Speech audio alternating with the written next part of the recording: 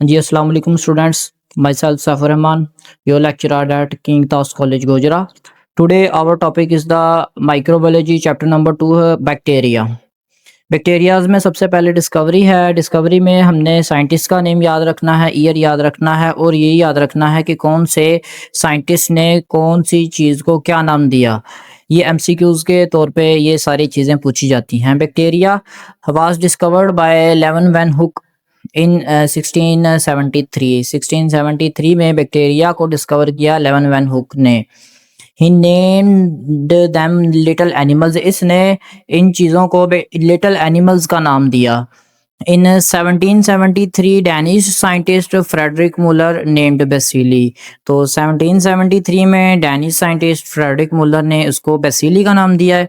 इन 1850s French biologist Casimir Davaine name them bacteria. फिर इसको bacteria का नाम दिया गया finally by the Casimir in 1850 centuries. तो बैक्टीरिया की डेफिनेशन करेंगे. These are the microscopic unicellular prokaryotic organisms characterized by a lack of membrane bounded nucleus and membrane bounded organelles. जी, इसलिए प्रोकैरियोटिक होते हैं, यानी कि इनमें न्यूक्लियस मौजूद नहीं होता. इसमें हमारे पास हैं जी classification of bacteria on the basis of cellular morphology. Cellular morphology की बुनियाद पे बैक्टीरियाज को क्लासिफाई किया गया है. मॉर्फोलॉजी किसे कहते हैं? Study of the forms of things. ठीक है ना, कि कौन सी चीज़ किस फॉर्म में पाई जाती है, किस शेप में पाई जाती है, तो उसको मॉर्फोलॉजी कहते हैं. इसमें हमारे पास हैं जी स्पाइरला मीन्स स्पाइरल शेप्ड होते हैं, स्प्रिंग टाइप के. ये उसकी जो स्पाइरल या हेलिकल शेप्ड है. और उसके बाद है जी बेसिली रॉड लाइक शेप है. और कोकाई जो है ये हमारे पास है जी स्फेरिकली शेप्ड है. These are known as cocci. जी, नेक्स्ट है bacilli as suggested by Muller. The rod is known as bacillus, यानी कि सिंगल रोड को बेसिलस का नाम देंगे. और जब हम इसके प्लूरल में जाएंगे, यानी कि बहुत सारे रोड्स का जिक्र करेंगे, तो उसको जो है वो बेसिली का नाम देंगे. It is 20 micrometre long and 0.5 micrometre as short. ठीक है, तो ये इसकी लेंथ है जिसमें ये 20 माइक्रोमीटर लेंथ लॉन्ग है और 0.5 माइक्रोमीटर जो है ये शॉर्ट है. तो ये एज एमसीक्यूज है, ये आपने याद करने. नेक्स्ट है जी cocci. Spherically shaped bacterium is known as coccus, यानी कि सिंगुलर जो है एक स्फेरिकली शेप्ड है तो उसको कोकस का नाम देंगे, अगर ज्यादा है तो उसको कोकाई का नाम देंगे. Term derived from Greek kokkos meaning berry. तो बेरीज लाइक जो होंगे तो उसको कोकाई का नाम देंगे, यानी कि ये बेरीज से निकला है. ये बेरीज शेप टाइप हमने पढ़ा है पीछे होते हैं, तो इसीलिए इसको कोकाई का नाम दिया गया है. 0.5 micrometre to 1 micrometre small in diameter. ये इसकी जो हमारे पास लेंथ है वो 0.5 से 1 माइक्रोमीटर है. हमने लास्ट पे इसकी शेप पढ़ी है, ये हमारे पास सर्कुलर फॉर्म में होती है. तो इसमें जो इसका डायमीटर है, डायमीटर को हम देखेंगे. अगर हमारे पास ये सर्कुलर फॉर्म में, ये हमारे पास सेंटर है, तो सेंटर से ये जो डिस्टेंस है ये इसका डायमीटर कहलाएगा. तो इसका डायमीटर कितना होता है? 0.5 माइक्रोमीटर टू 1 माइक्रोमीटर. तो डायमीटर हमें इसके साइज को बताएगा. जी, नेक्स्ट है जी डाइप्लोकोकाई. तो डाई का मीनिंग है जी 2. ठीक है, those cocci that remain in pairs after reproduction called diplococci. ठीक है, जो पेयर्स की शक्ल में रहें, जोड़ों की शक्ल में रहें, तो उसको जो है वो डाइप्लोकोकाई का नेम दिया जाता है. इसकी एग्जांपल है नाइजीरिया. ठीक है जी, एन मेनिंगटस. और नेक्स्ट है जी गोनोरा. जी, ठीक है जी. और नेक्स्ट है हमारे पास जी streptococci that remains in chain are called the streptococci. तो ये ऐसे शेप चेन की शक्ल में रहते हैं, तो इसको क्या नेम दिया जाता है? स्ट्रेप्टोकोकाई का नेम दिया जाता है. जी जी, नेक्स्ट है जी इसकी एग्जांपल्स. स्ट्रेप्टोकोकस, इसमें हमारे पास है जी पायोजीन्स. इसमें जी involves in strep throat. Strep throat किसे कहते हैं? Infections in the throat that causes sore, red, painful and can cause fever. ठीक है ना? तो ये क्या है? ये गले की बीमारी है, ठीक है, जिसमें जो है वो गला ख़राब हो जाता है, रेडनेस आ जाती है, दर्द आ जाता है और बुखार भी हो जाता है। तो ये स्ट्रेप थ्रोट कहलाता है। तो ये जो जिस बैक्टीरिया से होता है वो स्ट्रेप्टोकोकस का नाम इसको दिया जाता है जी।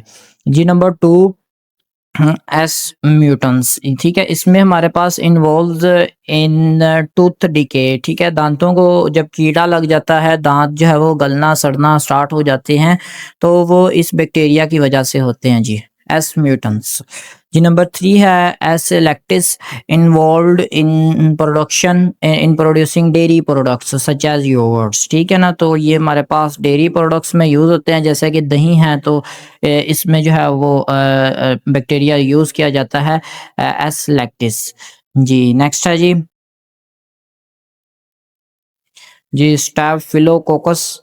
इसमें है जी the cocci which divide randomly and forms irregular grapes like cluster of cells। ठीक है, randomly कहते हैं बेतरतीबी से, ऐसे कोकाई जो बेतरतीबी से डिवाइड हो जाएं, and forms irregular grapes like clusters। तो irregular grapes like clusters बना दें सेल्स का जी। ये इसकी शेप जो है वो बनाई गई है, ठीक है ना? इसकी शेप में देख सकते हैं आप, ग्रेप लाइक स्ट्रक्चर है और रैंडमली डिवाइड किए गए हैं जी। ये स्टाइफ्लोकोकस जो है वो इसका नेम है जी। जी जी नेक्स्ट है जी स्पाइरल्स। स्पाइरल्स में take one of the following three forms. ये थ्री फॉर्म्स में जो है वो स्टे कर सकता है। नंबर 1 है जी vibrios. Vibrios they are the curved rod that resembles commas. ये कर्व्ड रोड है, ये ऐसे जो कोमा से रिजेंबलेंस रखता है। इसकी एग्जांपल है वाइब्रो कोलरा। ठीक है, ये कोलरा की बीमारी की वजह बनता है, तो इसकी शेप भी बनाई गई है। ठीक है, वाइब्रो कोलरा डायग्राम। तो ये हमारे पास कर्व्ड रोड लाइक स्ट्रक्चर है, just seen as a comma. ठीक है, जो कोमा की तरह दिखाई देता है। इसमें ये जो स्टार्स हैं ये हमारे पास है जी क्रोमोसोम्स, और ये डॉट्स हैं ये राइबोसोम्स हैं जी। नेक्स्ट है जी spirilla. They are helical shaped with a thick rigid cell wall and flagella that assists movement। ठीक है ना? इसमें क्या होगा, ये हेलिकल शेप्ड स्ट्रक्चर है इसका, ठीक है ना? और थिक हमारे पास कहते हैं मोटी चीज़ को या गाढ़ी चीज़ को। रिजिड रिजिड सेल वॉल का मतलब है सख्त जो है वो इसकी सेल वॉल होगी। And flagella that assist movement, जो मूवमेंट में इसको हेल्प करेगा। तो ये फ्लैजिला का स्ट्रक्चर बनाया गया है, ठीक है। इसकी एग्जांपल है स्पेरिलियम वोलंटन जी। ठीक है जी, स्पेरिलियम वोलंटन जी। नेक्स्ट है जी हमारे पास इसकी cell wall of bacteria.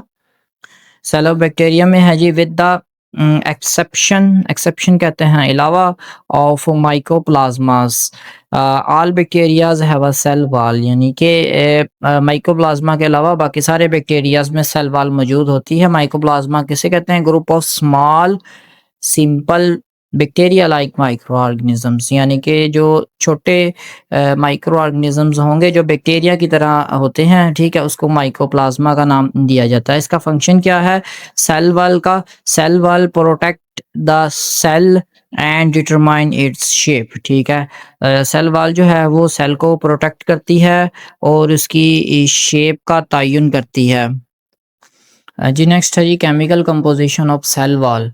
Cell wall की केमिकल कंपोजिशन क्या होगी? The important component of bacterial cell wall is peptidoglycan.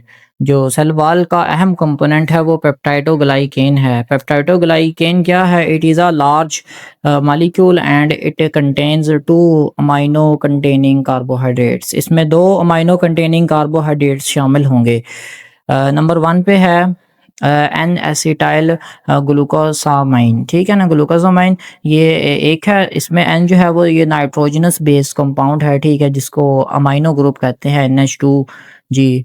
Next है जी एन एसिटाइल म्यूरामिक एसिड जी, ठीक, ये नेक्स्ट हमारे पास नाइट्रोजन कंटेनिंग कार्बोहाइड्रेट है। These two molecules are joined by cross bridges of amino acids, ये दोनों मॉलिक्यूल्स क्रॉस ब्रिजेस के ज़रिए आपस में जुड़े हुए होते हैं जी। आपका टॉपिक मुकम्मल हो गया है। कोई क्वेश्चन हो तो पूछिएगा, तब तक के लिए अल्लाह हाफिज़।